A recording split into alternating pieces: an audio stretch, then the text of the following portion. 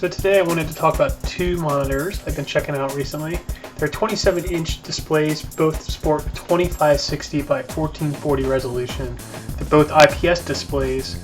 We've got the Dell U2713H and the ASUS PB278Q. You think they could come up with more attractive names for these kind of monitors. Both these monitors are considered high-end. They're for graphics professionals.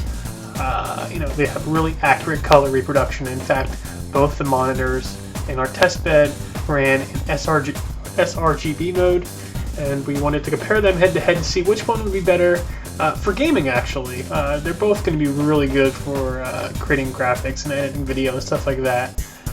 But as a gamer, we wanted to see how they behave there, because that 2560 by 1440 resolution, it's up and coming. It's doing well. 4K I know is real big and it's being talked about quite a lot. But most PCs just don't have the horsepower capable of pushing it there. So on the right side in our video display we have the Dell, and on the left side we have the ASUS. What you'll notice right away is the Dell is quite a bit brighter. In fact, I wouldn't say it gives a washed out look to things, but it's noticeably brighter when you put it side by side with another monitor. That's even at 50% brightness level. The ASUS itself was running at 90%. So you can see here when we're at all black, there's a lot of backlight bleeding on the Dell. And it's uneven too. We left our shutter open quite a while in our SLR, and you can see all the white hot spots caused by the Dell's backlight compared to the ASUS's. So there's definitely an advantage in terms of contrast and dark levels in the ASUS because of this. So the other thing you'll notice here is the color reproduction. The ASUS gives a little more natural look to skin tones on the characters on the screen. In this case it's a video from the show Arrow on Netflix in HD. You can see the skin tone on the characters are a little more natural looking, not so white and washed out.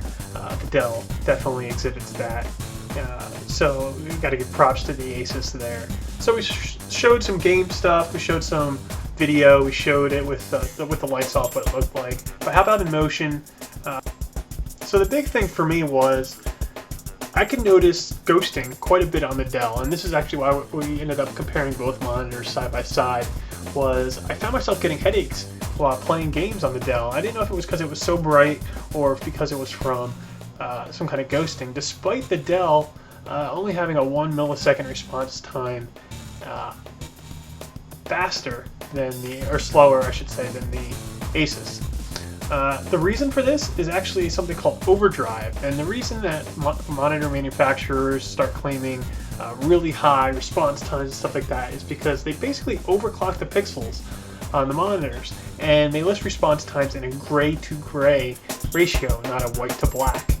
And what this means is the time it takes the pixel to go from its original color to the next color sometimes is delayed, and you'll see almost a ghosting effect happen. So despite the gray to gray quicker response time, the actual color change, which you'll notice from like bright regions to a color region, creates kind of a drag around it. So ghosting wise and performance wise, the ASUS definitely takes the cake. You can actually go into the control panel on the ASUS and tweak the overdrive settings, but I thought it'd be good here to end with looking at some side-by-side comparisons of still image quality. This is Sniper Elite V2. Side-by-side they look pretty solid. You can see it's a little more contrasty on the ASUS, which is on the left. Here's a loading screen from Dota 2. Close here. You really can't tell the difference in terms of quality. Maybe the greens are a little bit nicer. Again, these are both on the out-of-the-box sRGB mode for the monitors. Here we go, once again on the left the ASUS, on the right the Dell. This is 3D Mark 2013, and on the left the ASUS, on the right the Dell. Again, a little more contrasty on the ASUS. Dell's a little bit brighter. Here's a close-up. You'll see Witcher 2. You can really see the difference here. This is the Dell, and then the ASUS is coming up, and you can see just a lot more detail, a lot more contrast, a punchier looking character, a little bit more colorful out of the box. Again, you can tweak the settings and stuff like that, but you're out of the box, you're getting a little bit better deal with the ASUS. Here you can see this is a web page. You can see how the center part is washed out on the Dell on the right, while On the ASUS, you can see it's a different color white actually. It's an off-white versus all-white screen there. So that's a pretty big difference. As we watch the last set of videos here, we're going to look at some Battlefield 4 running at full resolution and full detail. It's hard not to be impressed by both monitors. They're very impressive pieces of technology. The image quality is outstanding on both. It's only when you put them side by side that you actually realize the differences between them. In terms of general image quality, I gotta give the edge to ASUS, especially in terms of performance. The ghosting effect, even with just a slight bit of tweaking, is virtually non-existent on that monitor. While the Dell, there's no option to actually tweak it, and you'll notice ghosting, especially in bright and dark contrasty scenes.